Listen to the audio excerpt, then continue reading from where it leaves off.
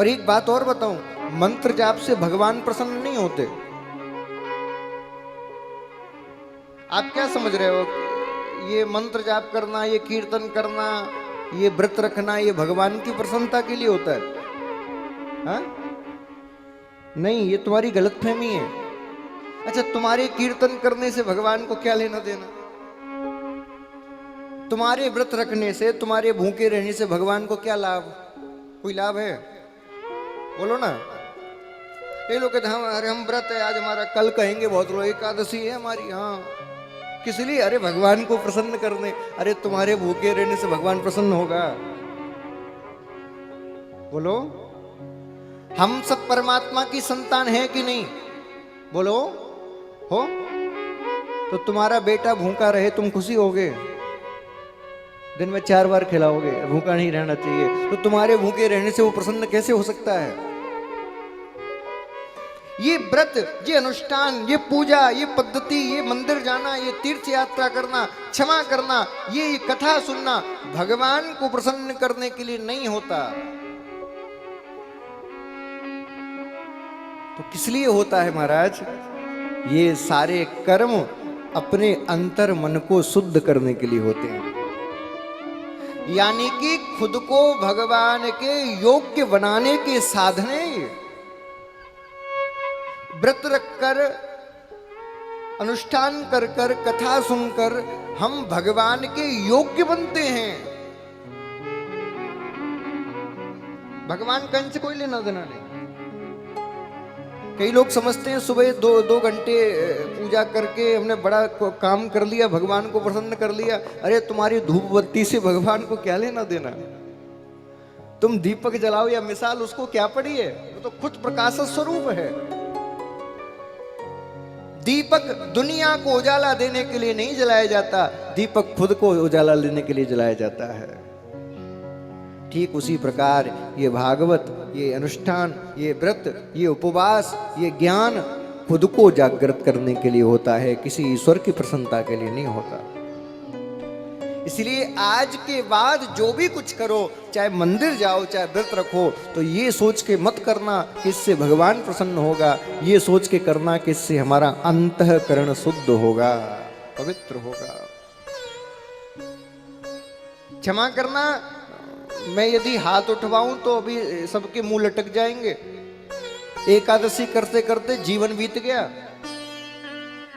मंदिर जाते जाते चप्पल घिस गई, घंटी बजाते बजाते जाने कितनी मंदिर की घंटी फोड़ दी तुमने, कुछ मिला? अंदर कोई परिवर्तन आया? बोलो ना। अब भी लोगों की चुगली करने की आदत गई? नहीं गई। दूसरे से कपट करने की आदत गई? नहीं गई। दूसरे से द्वेष करने की आदत गई? नहीं गई। तो खूब माला जपते जपते जाने कितनी माला तोड़ा रही,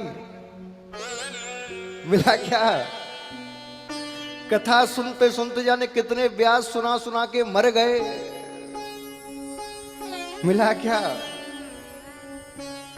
क्यों नहीं मिला? क्योंकि हमको उसका उद्देश्य ही गलत समझ में आया। हमने उसका उद्देश्य ही गलत माना कि ये सब हम अपने लिए थोड़ी, हम तो भगवान के लिए कर रहे हैं।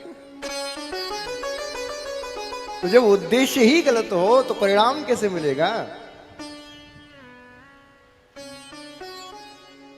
इसीलिए अपने जीवन का उद्देश्य एकदम क्लियर रखिए। मैं ये कर रहा हूं, ये किसके लिए? भागवत में लिखा है, यदि कथा श्रवण करने के बाद, यज्ञ अनुष्ठान करने के बाद आपके जीवन में परिवर्तन नहीं आया तो श्रम केवल एव ही, केवल आपको परिश्रम मिला और कुछ नहीं मिला, केवल परिश्रम। अब आप क्या चाहते हैं, कथा के बाद परिश्रम मिले या परिणाम? बोलिए ना।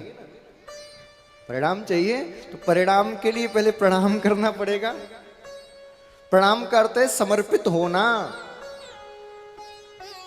आजकल तो सब ऊपरी मन से देखा देखी सब प्रणाम करते हैं, लेकिन ये प्रणाम का अर्थ नहीं है। केवल हाथ जोड़ने मात्र से प्रणाम नहीं होता। प्रणाम आंतरिक भावना है। प्रणाम किसको किया जाता है? जिसके प्रति हम आदर पूर्वक समर्पित हो चुके हैं, जिसकी बात को हम टाल नहीं सकते, उसको प्रणाम करना चाहिए। लेकिन गजब की बात यह है कि हम प्रणाम तो सबको करते हैं, लेकिन बात एक नहीं मानते। अपने जीवन में यदि आपको सुधार चाहिए तो सबसे पहले संस्कार लाइए। आज बच्चों की स्थिति देख लो कैसी हो गई है।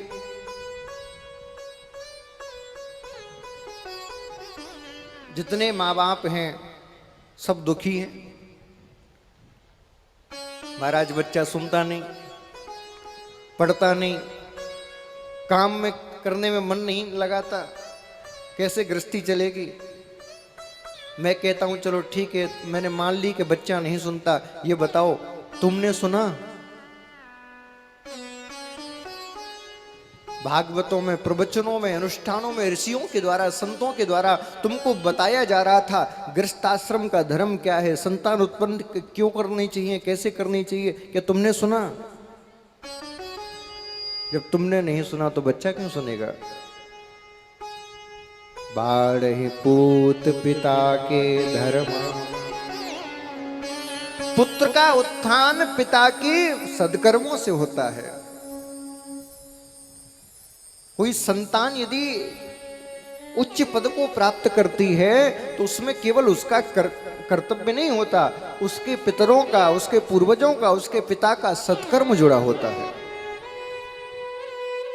पिता के द्वारा किए गए सत्कर्म का फल पुत्र भोगता है। लेकिन केवल सत्कर्म का ही नहीं, पिता के द्वारा की गई गलतियों का दंड भी पुत्र को भोगना पड़ता है।